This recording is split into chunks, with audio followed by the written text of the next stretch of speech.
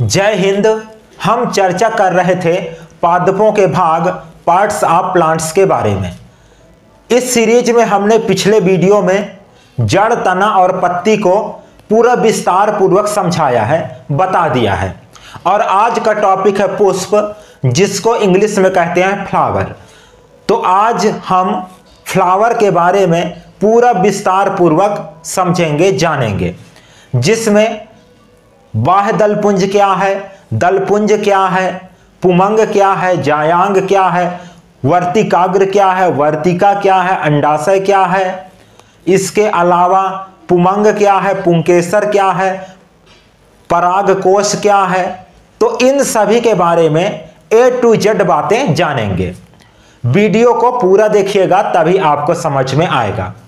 Topic में आगे बढ़ने से पहले यदि आपने अभी तक हमारे चैनल को सब्सक्राइब नहीं किया है तो चैनल को सब्सक्राइब कर दीजिए एवं बगल में आ रहे बेल के आइकन को प्रेस जरूर कीजिएगा।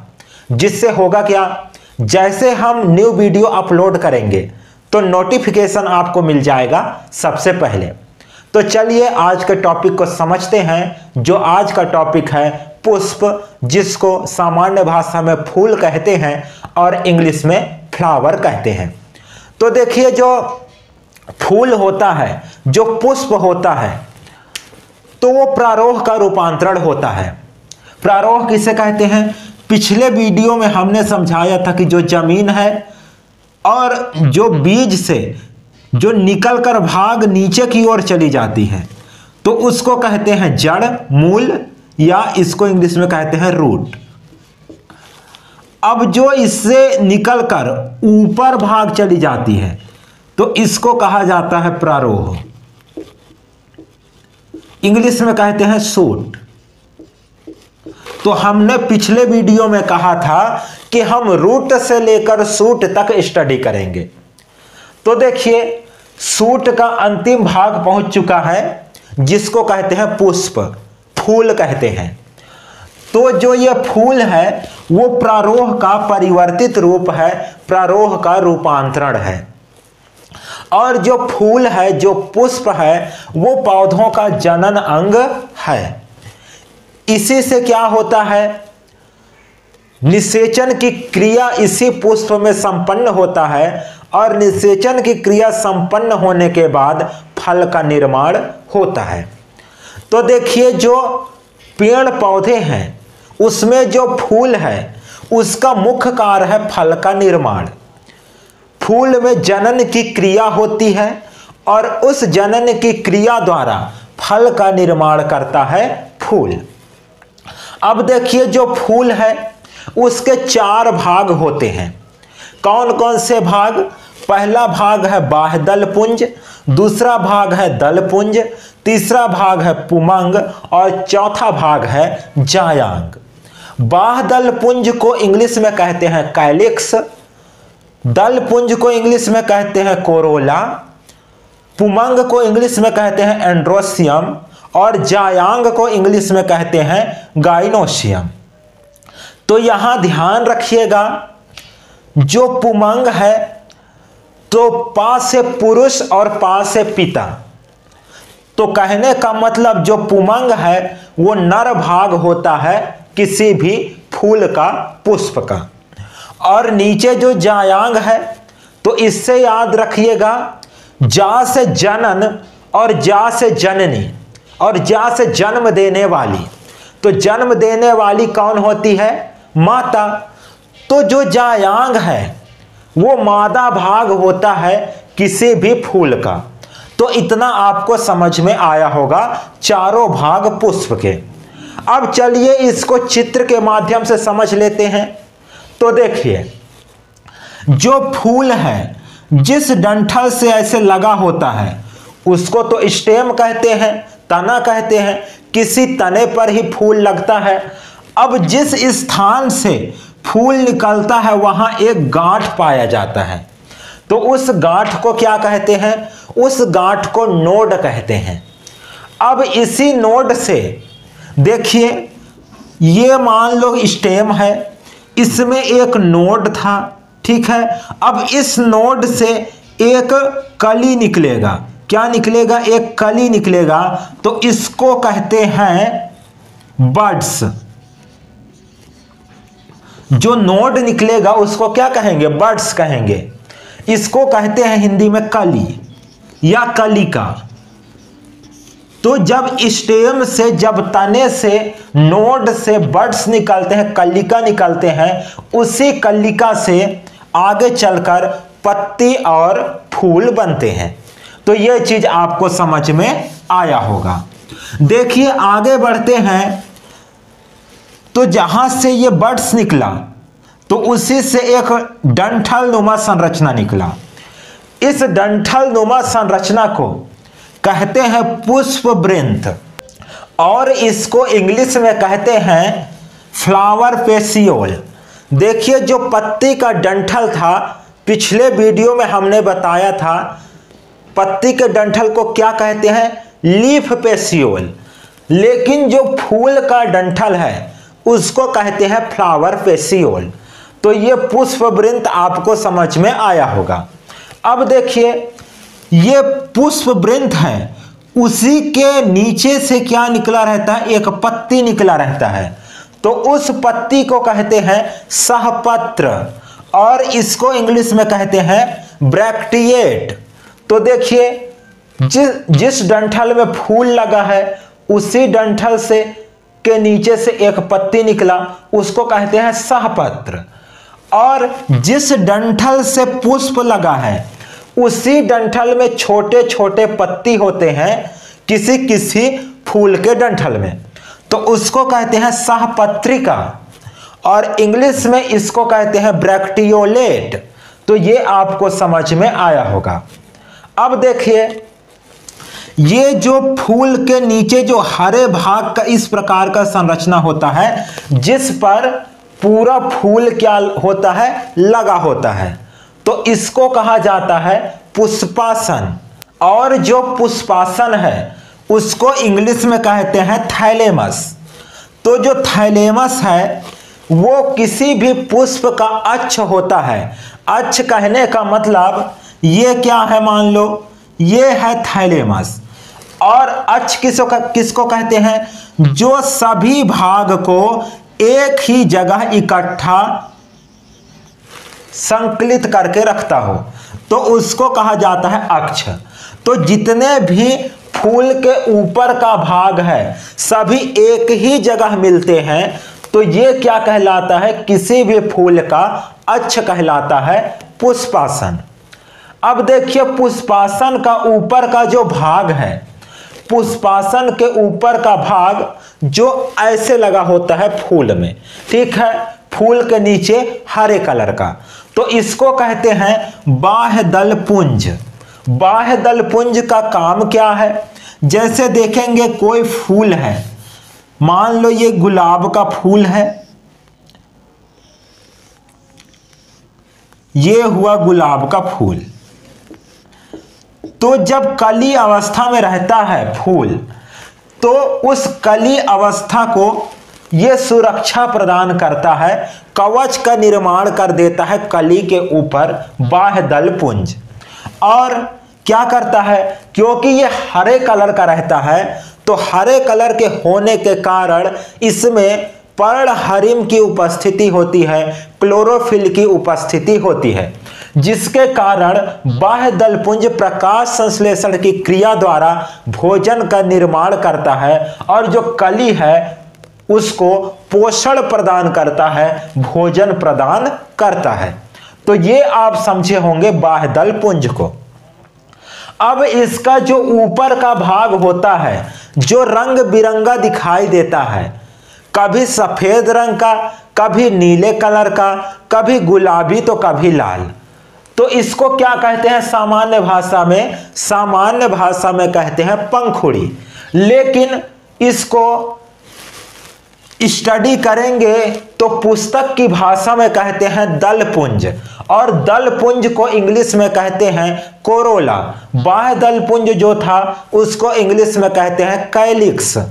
तो देखिए जो दलपुंज है उसका काम क्या है, दल पुंज, ये जो अंदर के भाग होते हैं पुमंग और जायांग, तो उसको सुरक्षा प्रदान करता है दल पुंज। और फूल में परागण की क्रिया होता है जिसके द्वारा निषेचन की क्रिया होता है, और निषेचन की क्रिया द्वारा फल का निर्माण होता है।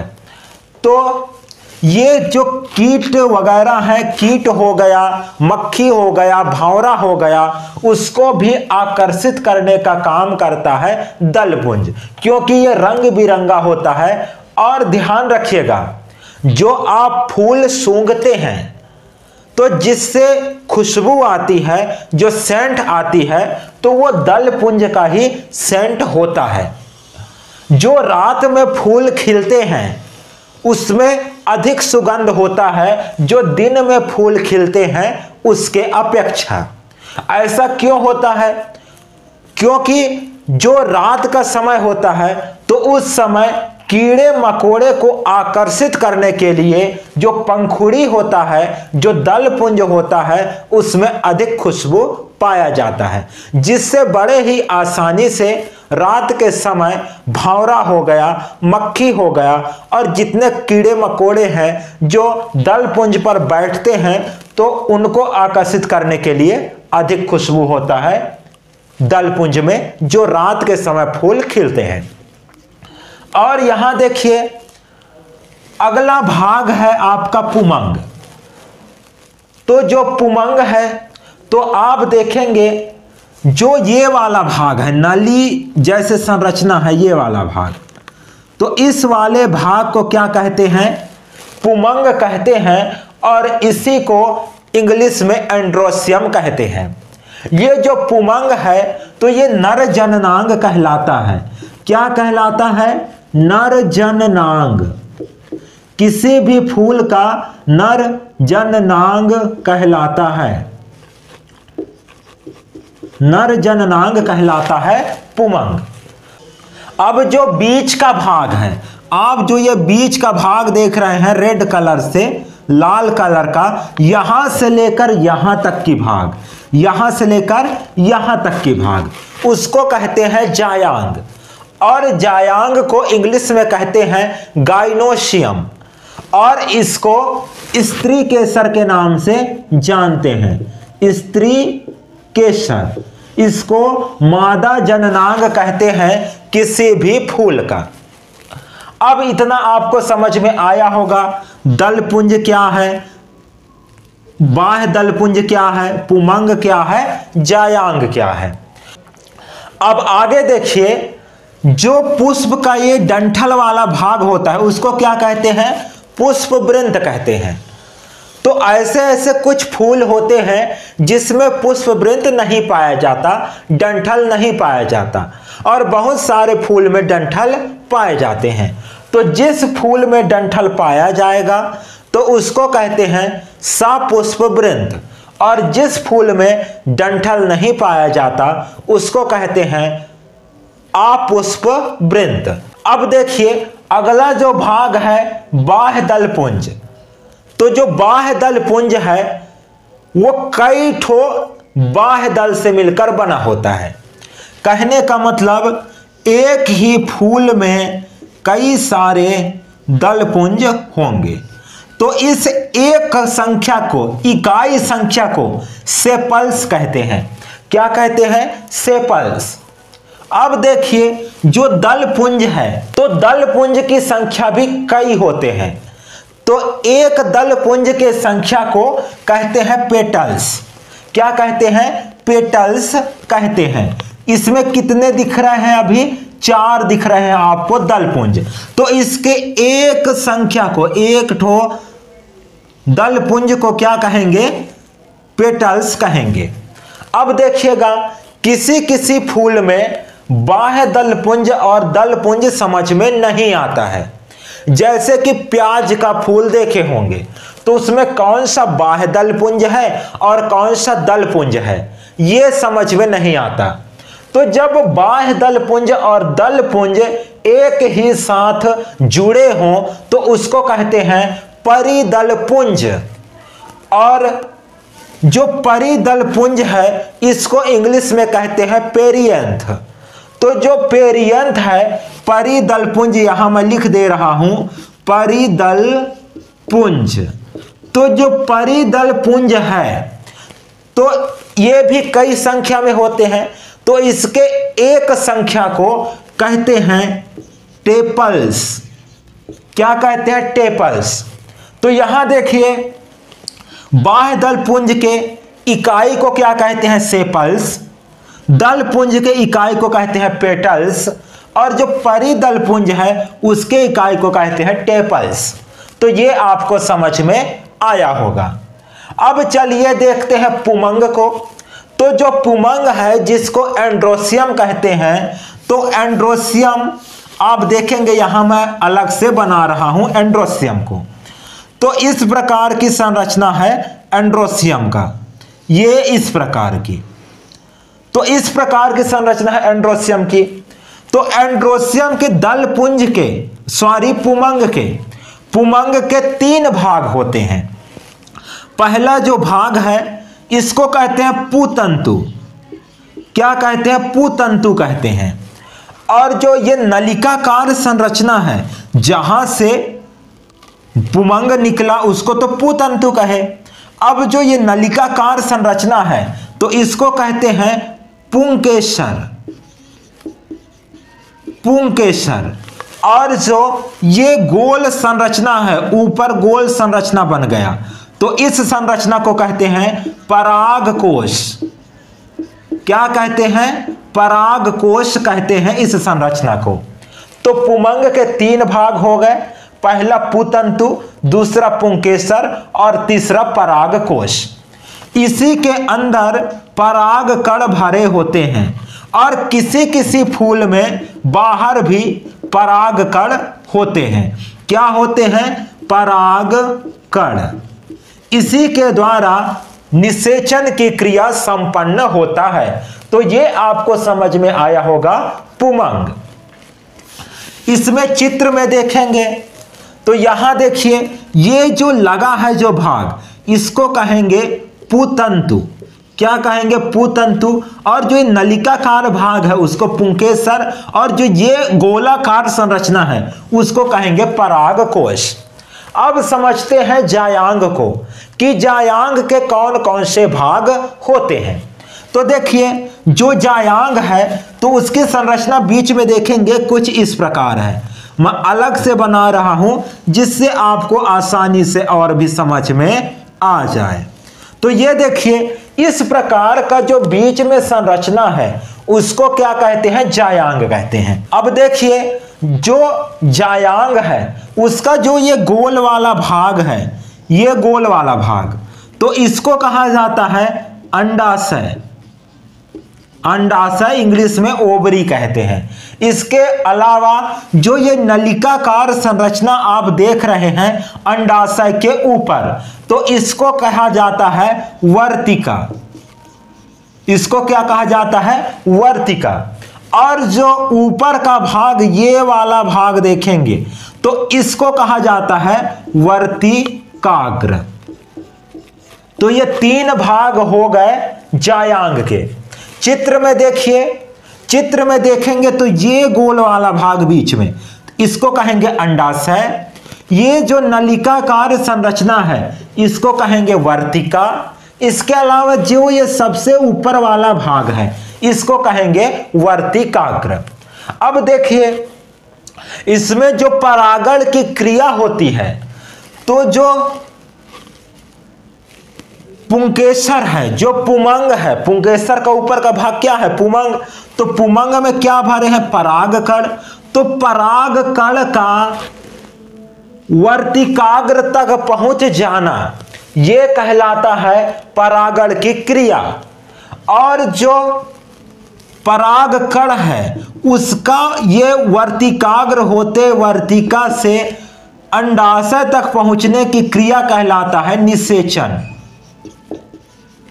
तो ये आपको समझ में आया होगा पुष्प के भाग और उसके कार्य। अब यहां देखिए जो पुष्प होता है तो पुष्प में ये तो फल निर्माण का, प्रजनन का, जनन का, संवर्धन का क्रिया करता ही है। इसके अलावा जो फूल है उसमें वाष्पोत्सर्जन और प्रकाश संश्लेषण की क्रिया भी होता है। बहुत सारे फूल होते हैं जो लगभग हल्का हरे रंग का होते हैं, तो उसमें क्या होता है, पर्णहरिम की उपस्थिति होती है, जिसके कारण इसमें प्रकाश संश्लेषण की क्रिया भी होता है।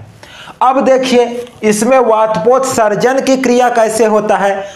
तो जो जड़ है उसमें जो मूल रोम है उससे पानी का अवशोषण होता है, और पानी का अवशोषण होकर तने के द्वारा उस पानी को फूल तक पहुंचा दिया जाता है।